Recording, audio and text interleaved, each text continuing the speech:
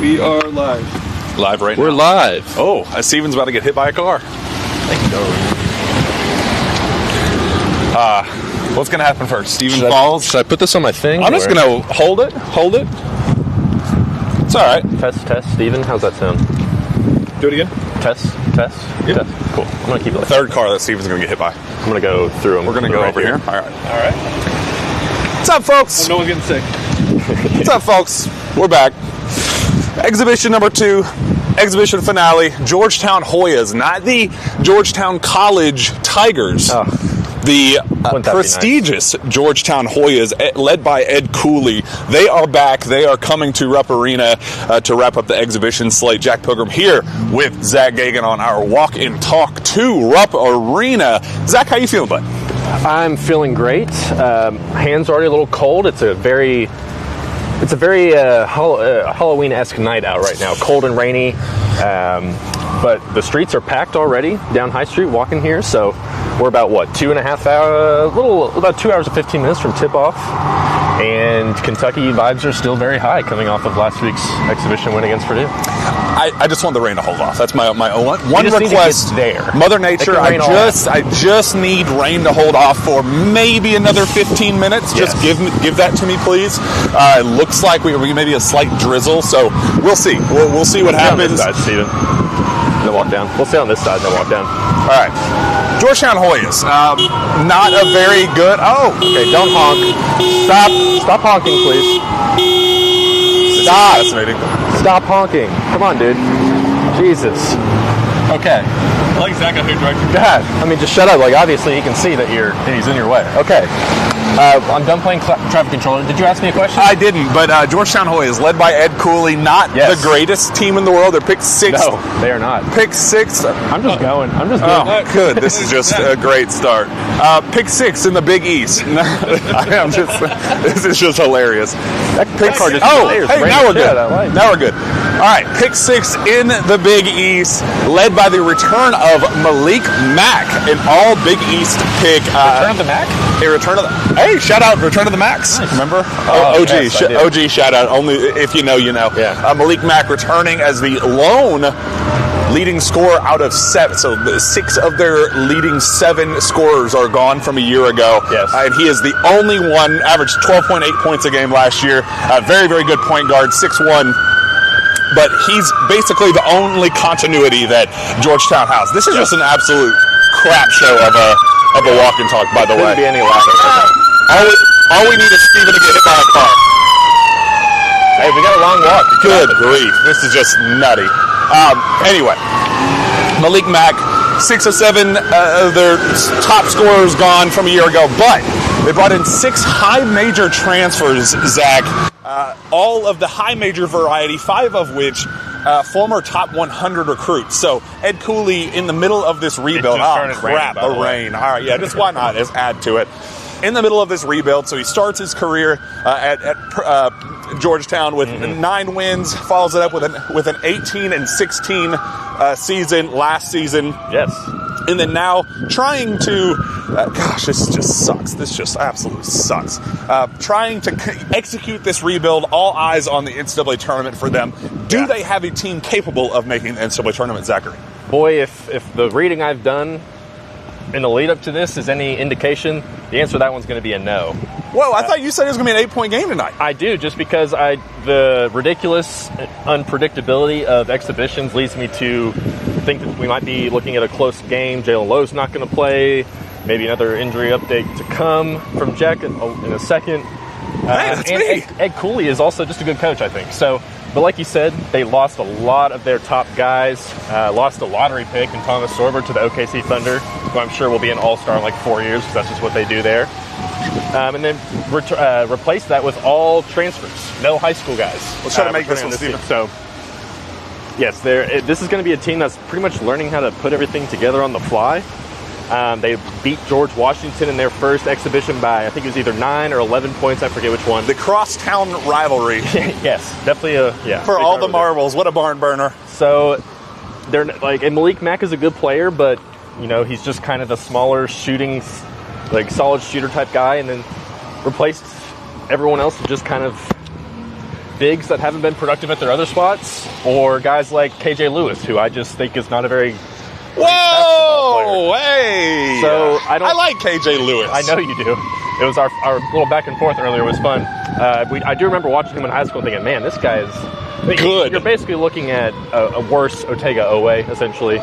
Like, think Ortega, but think a guy that shoots 20% from three. Mark my words, Zack running his mouth right now. KJ Lewis is going to score 27 points tonight and lead Georgetown to an upset victory, because he said out loud with his yapping mouth that's fine. That KJ Lewis stinks. I actually like KJ Lewis.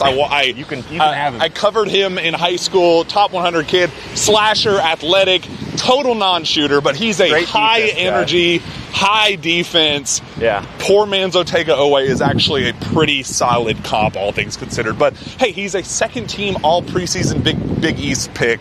Gonna wipe the lens. Wipe off the lens. Well, at Georgetown, I mean, like, you know, we're kind of looking at preseason stuff, but Ken Pom has them 80th. Bart Torvik has them in the 70s. Like, this is not a team that's really expected to do much this season. And I just don't think I don't think they replaced enough. I mean, they lost two guys to the NBA, really. They lost Sorber and another guy, I forget his name off the top of my head. Micah Peavy. He was a second-round pick, so that's a lot of production to lose. And then to replace him with guys like... And Jordan Burks. How are they ever going to replace Jordan Burks? Who did Jordan Burks just light up the other night? The Duke Blue Devils. Yes, he had like, what, 20? He had 19 points in the first half. Good for him, honestly. Good for Jordan Burks. And I think he only finished with like 21. I think he had 19 in the first half and then finished with like 23, I think. And we'll always have that Vanderbilt game with Jordan Burks. We have like... I think he had like 4 buckets in that 5 buckets in that Vanderbilt game, and we all thought that he actually Jordan Burks' legacy, the Vanderbilt game, and squaring up with Rob Dillingham outside of an NCAA tournament game. Hey, those are 2 good things to be remembered by. I think at least you got like something for your name. But yeah, so some of the replacement pieces for Georgetown I just don't think have been very good. You know, Vince Iwuchukwu, that was a guy that, if I'm not wrong, died. Kentucky he did die. Yeah. Back-to-back, I think that was back-to-back summers for USC where they had guys going to cardiac arrest. Yes. You had Bronny James going to cardiac arrest the next season, but that happened to Vince. I think that was in 2022, maybe 2023, but...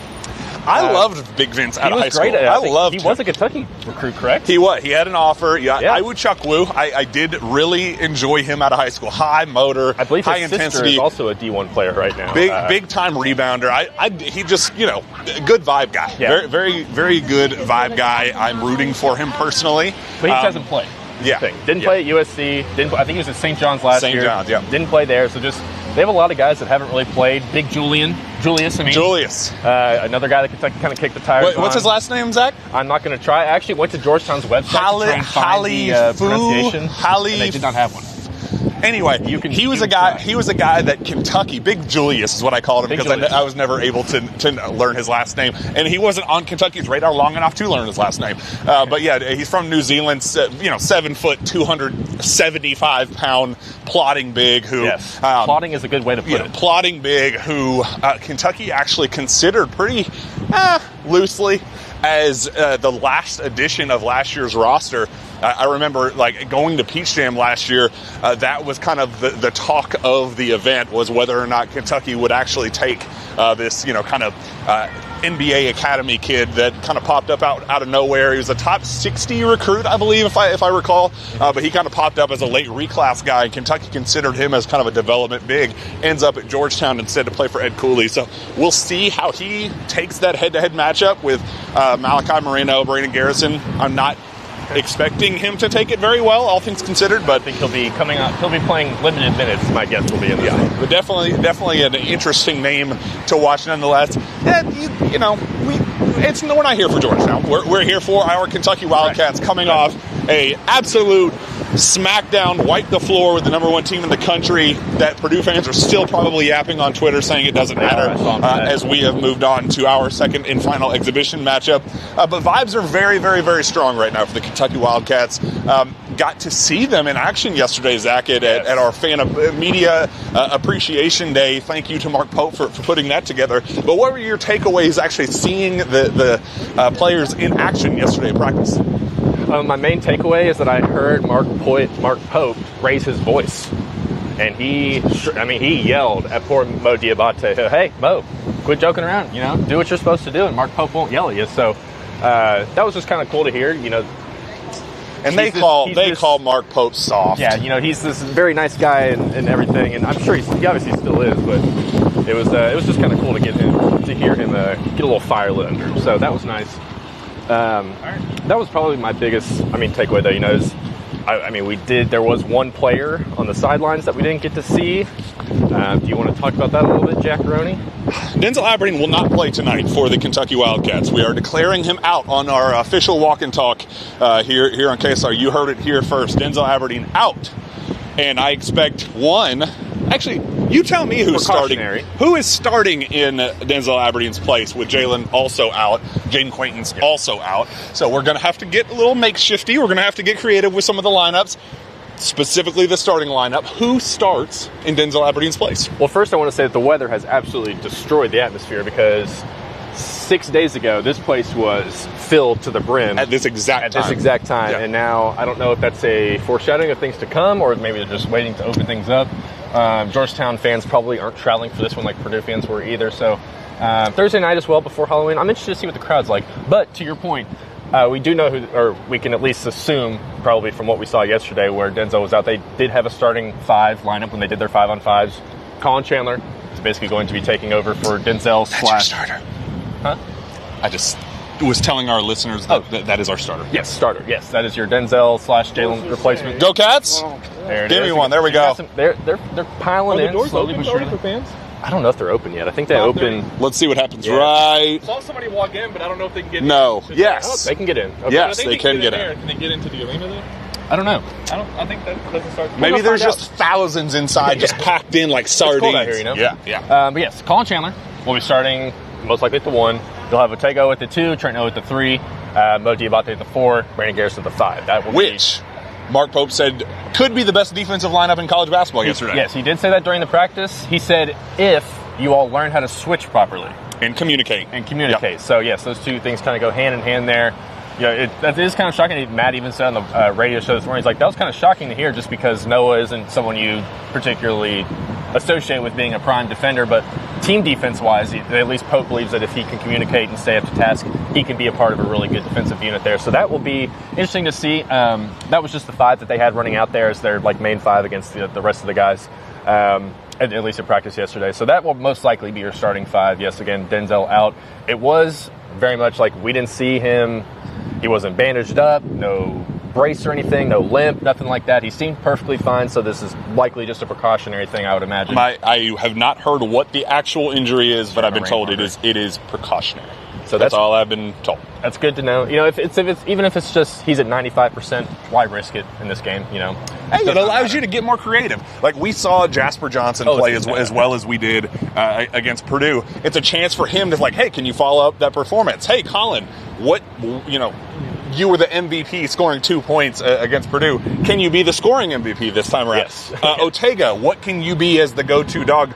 As he kind of gets off of his pitch count coming off the turf toe, is this the chance for him to go kind of get his welcome to year 2 at Kentucky opportunity? It just allows you to get a little bit more creative with some of the lineups. And, I'm not expecting this game to be close. I agree with Zack, mostly that Georgetown, I think, is more interesting than they are good. Yes. So I think we'll see that. How are they going to work? And it's a chance for Kentucky to get creative against a creative team that they're going to kind of throw a lot of stuff at the wall to see what sticks for them. So I expect to see some wacky lineups. This just sucks. This weather is just the absolute worst. So we're not going to be out here too much longer.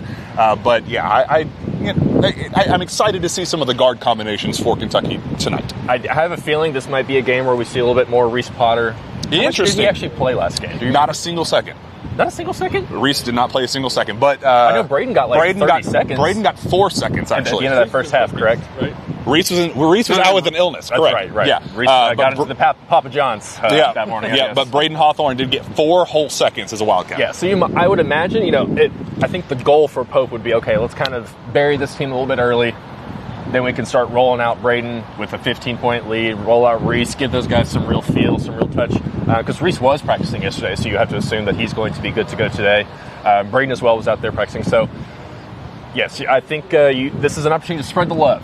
kind of see what you got out there, especially without having Denzel and Jalen. You'd obviously rather have them in there to try and build a little bit more chemistry, but it's not the worst thing in the world to have Jasper and Colin, who have very little college experience, Jasper especially. Letting those two guys kind of get a better feel of the game is not a bad thing. Let's start wrapping this thing up so we can get inside in the warmth and not the rain. Yes. Game MVP and score prediction. Okay, so on KSR, I said 79-71 Kentucky for the reasons that I outlined at the beginning, because preseason exhibitions can be unpredictable, and Ed Cooley, I think, is a good enough coach to game plan himself to keep this game close. Maybe it's a situation where Kentucky's up 18 with 4 minutes left, and Georgetown just kind of throws some things at the wall there, but I'm still going to go with my 79-71, so an 8-point win. I think that's what I said, for Kentucky. My game MVP, I'm going to go Ortega. I think we're going to see an 18-point game from Ortega. He only played, I think it was 17 minutes in the last game. Like you said, kind of 8 minutes in the first half. Still. I bet he'll get over 20 minutes tonight, and you'll see him have a lot. Other than KJ Lewis, I don't think this team will know how to defend very well. So if he'll do well against KJ, and then when KJ's not on him, he'll start lighting things up. So I think you'll see a pretty easy, smooth 18 points from Ortega on his way to being MVP. Let's throw in 6 rebounds for him too, and a handful of assists. Lots of 18s there for you. I actually picked on purpose. Go join them. No, never. You mentioned 18 twice. You said Kentucky was going to lead by 18 before kind of things got sloppy late, and then you said divided by 2. Ortega. Whoa. What does it mean? I'm just saying. There's 2 halves in a basketball game. Oh. So that means he's going to get 9 in each half. Ortega. Oh. Putting it all together. You picked, 18 for Ortega, 18 lead before things kind of crumble. I'm just picking an 18-point win in general. I'm going Kentucky wins 87-60. No. Yeah. To 69. That's what we're going with. I like it. 87-69. I like that. I was going to go Ortega as my game MVP, but since you stole it, like how many digits is Ortega away? 2? What? How many digits? Like how many letters? Oh, I thought you meant like 9. I was like, I don't know. 9? 9. It is 9. Yes. We're not saying. What does it mean? Colin Chandler is my MVP as your starting point guard. Is he your box score MVP or your actual MVP? He is both. He's going to be the box score MVP and the game MVP. Plus-minus Colin Chandler wins it for the Cats. I don't know, 16 points, 5 rebounds, 5 assists. 5 steals, 5 blocks, 5 by 5 for Colin Chandler. You heard it here first. That's not what I said. All right, this is getting wacky, and I'm cold and rainy, so we're going to get the heck out of here and see you after a big-time win right there. Meet us right there after the game. Bring your Pope uniforms. And have a good old time tonight. Go Cats. We'll see you on the other